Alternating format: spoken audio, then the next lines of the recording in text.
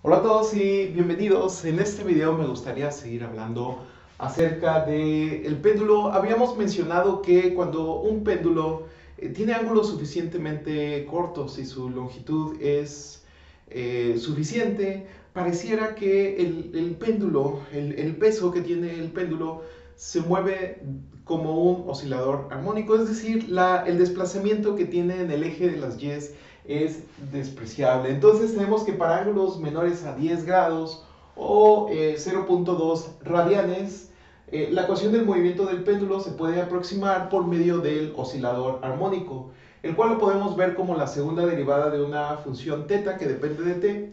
Esta segunda derivada obviamente es con respecto a t, es decir, estamos hablando de la aceleración de esta posición, de este ángulo, va a ser igual a menos la gravedad entre L mayúscula, que es la longitud, por teta. ¿De acuerdo? Esta función teta nos da la posición de nuestro peso en el péndulo, recordando que es una oscilación pequeña y una longitud grande. Entonces, nosotros ya resolvimos esta ecuación diferencial. Sabemos que tiene dos soluciones linealmente independientes. Es una ecuación diferencial de segundo orden no lineal y sus soluciones son básicamente el seno y el coseno. La primera solución va a ser teta max por el coseno de omega por el tiempo más la fase. Recordemos que omega está relacionado con la velocidad angular, ¿sí? Y la otra solución linealmente independiente, la cual vamos a usar un poco menos, ya que en t igual con 0 y cuando su fase es igual a 0, el seno es igual con 0, así que en algunas situaciones resulta un poco menos útil, pero es una solución, así que no podemos ignorarla. De hecho, es bastante útil en otras situaciones que veremos posteriormente, pero la otra solución es teta max por el seno de omega t más la fase phi, donde teta más es la posición angular máxima y la frecuencia angular.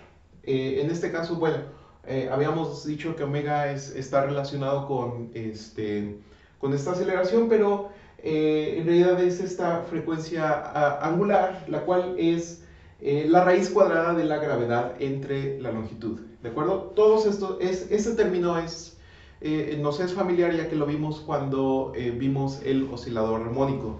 Bien, entonces el periodo en este caso va a ser la misma notación t mayúscula, 2pi entre omega, lo cual va a ser igual a 2pi por la raíz cuadrada de L mayúscula entre g, ¿sí? La longitud entre la aceleración de la gravedad.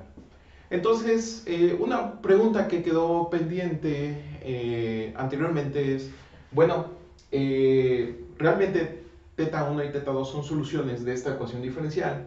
Y bueno, para comprobar que teta 1 y teta 2 son soluciones, todo lo que hay que hacer es derivarla dos veces y esta doble derivada ver si es igual a menos la gravedad entre la longitud por la misma solución.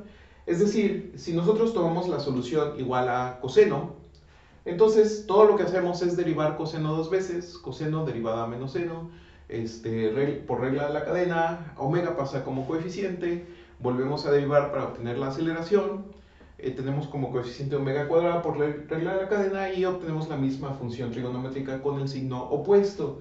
Por eso tenemos aquí este menos. Bien, entonces, ¿cómo comprobamos que cualquiera de estas dos soluciones es una solución? ¿Sí? De hecho, para complementar este ejercicio, nosotros podemos hacer una combinación lineal de estas dos soluciones. ¿Esto qué quiere decir? Que podemos multiplicar un escalar, el que nosotros queramos, por teta 1 y después sumarle teta 2 por otro escalar. Y esta suma de estas dos soluciones, esta combinación lineal, sigue siendo solución de esta ecuación diferencial. ¿Cómo comprobamos que es solución? Muy bien, esto es muy sencillo. Lo primero que hacemos es tomar el coseno, por ser el caso más sencillo, entonces lo derivamos, ¿sí? La derivada de coseno es menos seno, y bueno, por regla de la cadena, la derivada de lo que tiene en su argumento es omega, así que lo ponemos como coeficiente. menos omega por teta max por el seno de omega t más phi, la fase. ¿De acuerdo? Esta es la velocidad 1 y la velocidad, en este caso, no es la velocidad 2, sino me refiero a la aceleración. Sí, la aceleración, lo que nosotros tenemos aquí de esta solución es simplemente volver a derivar. Entonces tenemos que la aceleración es simplemente la derivada de esta expresión. La derivada de seno es coseno, así que, y bueno, por regla de la cadena, nuestro omega pasa a ser como un coeficiente, así que tenemos menos omega al cuadrado por teta max por el coseno de omega t más la fase, ¿sí? Noten ustedes que teta max por el coseno de omega t más la fase es exactamente teta 1, así que la aceleración es menos omega al cuadrado por la solución teta 1, ¿sí? Entonces tenemos que esta doble derivada, una vez más, es la aceleración y es igual a menos omega al cuadrado por teta 1. Bien, ahora veamos si esto es igual a esto. Si lo igualamos a la gravedad entre la longitud por teta 1, nosotros sabemos que podemos despejar la longitud de aquí y sabemos que esta longitud es simplemente la gravedad entre omega al cuadrado, ¿sí? Y aquí está el signo menos. Haciendo esta ley del sándwich o de la tortilla, ¿sí? Nosotros podemos ver que la gravedad se elimina y todo lo que nos queda es menos teta al cuadrado, perdón, menos omega al cuadrado por teta 1, lo cual es exactamente esta expresión. Entonces la igualdad se cumple. El procedimiento para teta 2 es exactamente el mismo. Calculamos la velocidad por medio de una derivada, la aceleración por medio de otra derivada, y sustituimos en la ecuación diferencial. Si la igualdad se cumple, significa que la satisface. Y bueno, ya sabemos que estas dos sí las satisface. Solo hay que seguir este proceso. Por último, para una combinación lineal de teta 1 y teta 2, es decir, cualquier escalar, digamos alfa por teta 1 más otro escalar, el que sea beta por teta 2, esta combinación lineal también la podemos derivar dos veces para obtener este término y va a ser igual a menos g entre L por la combinación lineal que nosotros decidamos hacer, ¿sí? Es muy sencillo de comprobar. Entonces el siguiente ejemplo es en realidad un evento histórico. Christian Huygens, cuando se estaba decidiendo el sistema internacional de medidas, sugirió que la unidad internacional de longitud, en lugar de que sea el metro, podría definirse como la longitud de un péndulo cuyo periodo sea de un segundo. Ahora, la pregunta es, para tener una idea de en lugar de los metros, qué extensión hubiéramos tenido, bueno, la pregunta es, ¿qué longitud sería en metros, ¿no? Entonces, nosotros tenemos de esta igualdad que t es igual, nuestro periodo es igual a 2pi por la raíz cuadrada de la longitud entre la aceleración gravitacional. Entonces, nosotros vamos a tener que, si despejamos esta longitud, lo cual es muy sencillo porque podemos pasar el 2pi dividiendo, lo elevamos todo al cuadrado y la gravedad la pasamos multiplicando, con lo cual obtenemos esta igualdad que L es igual a la aceleración gravitacional por t al cuadrado entre 4pi al cuadrado. Simplemente sustituimos estas cantidades. Sabemos que el periodo que sugiere L es de un segundo. 4pi al cuadrado lo conocemos y también conocemos la aceleración gravitacional. Así que esto sería 248 metros, 0.248 metros. ¿Sí? Un poquito más grande que la quinta parte de un metro. ¿Sí? Digamos que entre la quinta y la cuarta parte de un metro hubiera sido una longitud bastante corta en lugar de un metro. Y bien, como ejemplo, ¿cuál tendría que ser el valor de la aceleración de la gravedad, en caso de que estuviéramos en otro planeta, por ejemplo, para que la longitud de Huygens coincida con la longitud de lo que nosotros conocemos como un metro? Bien, entonces, nosotros una vez más tenemos que el periodo es 2pi por la raíz cuadrada de la longitud entre la gravedad. Esto ya lo conocíamos del oscilador armónico. Entonces, la pregunta es, ¿cuál tendría que ser la gravedad? Y bien, para obtener la gravedad, simplemente la despejamos algebraicamente de esta igualdad. Entonces, el proceso es muy sencillo. A lo que llegamos es que La gravedad es en realidad la longitud por 4pi al cuadrado entre t al cuadrado.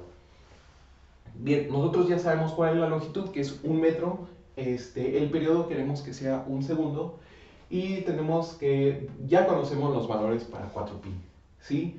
Entonces, si nosotros calculamos esto, todo lo que tenemos es que es 4pi al cuadrado metros sobre segundo al cuadrado, ¿sí? Esto es 39.5 metros sobre segundo al cuadrado para la aceleración gravitacional. Tenemos que ningún planeta en el sistema solar tiene ese valor de gravedad, ¿sí? Así que, bueno, es un número bastante alto comparándolo con la aceleración de la gravedad que nosotros tenemos en nuestro planeta, ¿no? De que es de 9.8 metros sobre segundo al cuadrado. Imagínense tener esa aceleración al caer, ¿no? Para cualquier objeto. Bien, ya hablamos del péndulo, pero ¿qué les parece si lo generalizamos? Porque el péndulo en realidad es un peso sobre un, suspendido en un hilo cuyo peso puede ser despreciable comparado con el peso del mismo péndulo. Entonces, nosotros podemos decir que hay otros tipos de péndulo que no obedecen necesariamente esta forma. Si un objeto que cuelga en un eje fijo no pasa por su centro de masa y el objeto no puede aproximarse, no puede ser aproximado, no puede ser visto como una masa puntual, se le llama el péndulo físico, ¿sí? Péndulo físico es un objeto un poquito más generalizado, ¿sí? No es esta masa y nuestro hilo, pero también se mueve de manera similar a un péndulo, ¿no? Consideremos en general un objeto pivotado en el origen, ¿sí? Que está a una distancia de su centro de masa. Entonces nosotros tenemos algo, no sé, como una roca, por decir algo, que por alguna situación está una roca porosa, como por ejemplo la piedra pómez, que flota. Entonces se está moviendo de lado a lado, pero hay un punto en esta roca que está fijo y que está fijo, digamos un centro de masa, y hay otro punto que se está moviendo. Entonces, la fuerza de gravedad proporciona torque alrededor de un eje que pasa por el origen, ¿sí?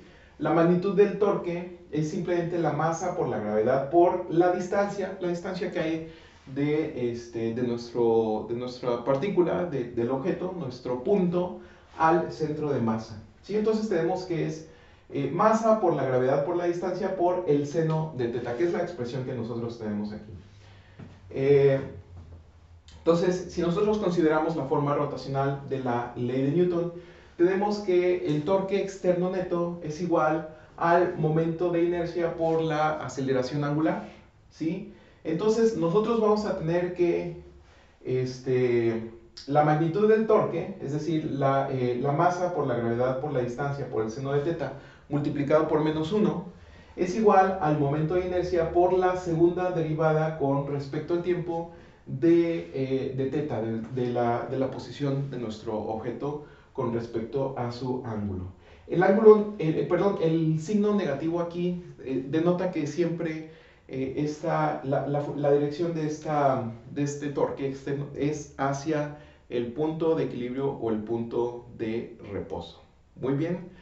Ok, si queda cualquier duda, por favor, déjala en los comentarios o ponte en contacto conmigo y nosotros nos vemos en el siguiente video. Hasta luego.